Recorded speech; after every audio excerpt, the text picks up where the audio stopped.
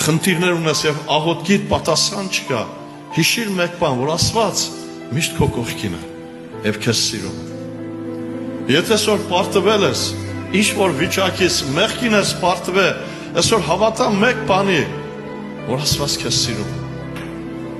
Այսօր երբ որ մարդը պարտվում է, սատանան իրեն գործունեությունն է կատարում եւ իրեն խոսքն է ասում եւ շատերը հավատում են այդ մտքին։ Իշքան եղե որ պարտվել ես եւ շշնջաց է ասել է, քեզանից հավատացյալ դուրս չի գա, դու չես կարող հավատացյալ լինես։ Սա բացարձակ սուտ է։ Ինչի համար, որտեվ ինձ եւ քեզ Աստված ինքն է կանչել։